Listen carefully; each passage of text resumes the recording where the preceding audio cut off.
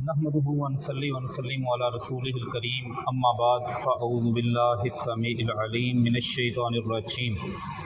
من همزه ونفخه ونفثه۔ صحیح مسلم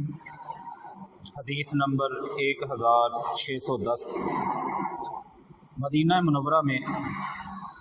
ایک عورت جس کا نام عروہ تھا، ایک دن یہ مدینہ کے گورنر مروان بن حکم ان کے پاس آتی ہے اور آ کے کہتی ہے کہ مدینہ میں رہنے والے ایک شخص سیدنا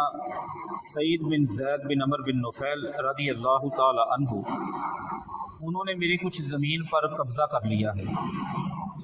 مروان کو یہ پتہ چلا، انہوں نے سعید بن زید بن عمر بن نفیل رضی اللہ تعالی عنہ ان کو اپنے پاس بلایا، کہا کہ یہ خاتون جس کا نام عروہ ہے یہ میرے پاس ایک کیس لے کر آئی ہے۔ اس خاتون کا کہنا ہے کہ آپ نے ان کی پراپرٹی پر، ان کی زمین پر قبضہ کر لیا ہے۔ تو سیدنا سعید بن زید رضی اللہ تعالی عنہ فرمانے لگے کہ میں یہ کام کیسے کر سکتا ہوں، اس لیے کہ میں نے اللہ کے پاک پیغمبر محمد رسول اللہ صلی اللہ علیہ وسلم ان کی ایک حدیث سن رکھی ہے اور میں اسے لوگوں کے سامنے بیان بھی کرتا ہوں۔ حدیث یہ ہے کہ من اخذ شبرا من الارض، جو بندہ کسی دوسرے مسلمان کی ایک بالشت زمین پر قبضہ کرتا ہے، اللہ کریم قیامت والے دن اس شخص کو 7 زمینوں سے اتنا ٹکڑا لے کر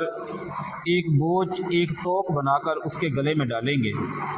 کہنے لگے یہ کیسے ممکن ہے کہ میں اس عورت کی زمین پر قبضہ کر لوں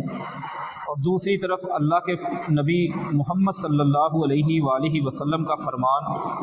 وہ میں لوگوں کو سناؤں بھی، بیان بھی کروں، یہ ممکن نہیں۔ انہیں بڑا دکھ ہوا۔ اس دکھ کی وجہ سے وہاں پر بیٹھ کر انہوں نے چند جملے کہے۔ انہوں نے کہا کہ اے اللہ، اللہم ان کانت کاذبۃ، اگر یہ عورت جھوٹی ہے، جھوٹ بول رہی ہے تو فاعم بصرہا، اے میرے مالک اس عورت سے اس کی بینائی کو چھین لے۔ واجعل قبرہا فی دارہا، اے اللہ اس عورت کو مسلمانوں کے قبرستان میں دفن ہونا نصیب نہ ہو۔ اور تیسری بات انہوں نے کہی کہ واجعل قبرہا فی دارہا، کہ یا اللہ اس کی جو قبر، اس کا آخری ٹھکانہ ہے وہ اس کی گھر میں بن جائے۔ یہ بات جب کہی، کچھ ہی عرصہ گزرا، اس حدیث کو بیان کرنے والے صحیح مسلم کی 1610 نمبر حدیث کو بیان کرنے والے راوی کہتے ہیں سیدنا سعید بن زید بن عمر بن نفیل رضی اللہ تعالی عنہ کے ان لفظوں کے بعد ہم نے بہت تھوڑے عرصے میں دیکھا کہ وہی خاتون جو ان کے اوپر ایک کیس، ایک مقدمہ لے کر مروان کے پاس گئی تھی، وہ عورت تلتمس الجدران، اسے نظر آنا بند ہو چکا تھا، وہ دیواروں کو ٹٹول کر اپنا راستہ بنایا کرتی تھی، اسے کچھ نظر نہیں آتا تھا۔ ایک دن اپنے اسی نابینا پن کی وجہ سے واقعات فی البیر، وہ ایک کنویں میں گری اور لوگوں نے اس کنویں سے نکالنے کی بجائے جب انہیں یقین ہو گیا کہ وہ خاتون زندہ نہیں، اوپر سے مٹی ڈال کر اس کنویں کو بند کر دیا۔ یوں اس خاتون کو کسی مسلمانوں کے قبرستان میں قبر کے لیے جگہ نصیب نہیں ہوئی، بلکہ اپنے ہی محلے کی حویلیوں میں سے کسی حویلی میں موجود کنویں میں گرنے کے بعد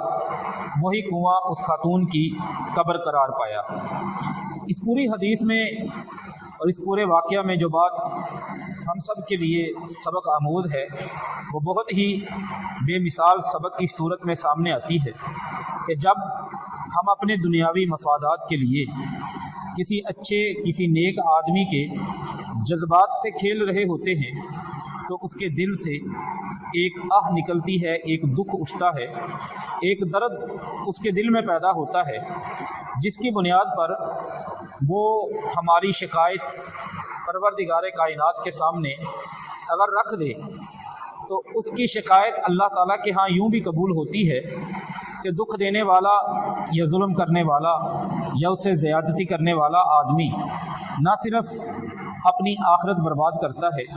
بلکہ اپنی دنیا بھی برباد کر بیٹھتا ہے۔ بالکل ایسے ہی اس خاتون نے ظاہراً اپنا مقدمہ اور اپنا کیس مضبوط کرنے کے لیے اور دنیا کی پراپرٹی وہ حاصل کرنے کے لیے ایک شخص پر جھوٹا دعویٰ، جھوٹا مقدمہ وہ دائر کر دیا، اور وہ شخص سیدنا سعید بن زید بن عمر بن نفیل تھے رضی اللہ تعالی عنہ۔ اور سیدنا سعید بن زید نے اس خاتون سے فزیکلی کوئی بدلہ لینے کی بجائے اپنے اوپر ہونے والی یہ زیادتی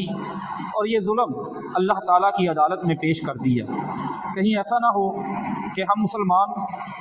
اپنے محلے داروں کے معاملے میں، اپنے رشتہ داروں کے معاملے میں کسی ایسی ہی کمی کوتاہی کا شکار ہوں، اور جس کے نتیجہ میں اس کے لبوں سے نکلنے والے الفاظ، اس کے ہونٹوں سے ادا ہونے والے جملے وہ ہماری زندگی اور ہماری دنیا اور ہماری آخرت کو برباد کرتے چلے جائیں۔ ایک دفعہ تنہائی میں بیٹھ کر ضرور سوچئے اپنے بارے میں، اپنے گرد و بیش کے حوالے سے، اپنے دائیں بائیں اڑوس پڑوس رشتہ داروں کے حوالے سے کہیں کوئی ایسا کیس تو موجود نہیں جو ہمارے لیے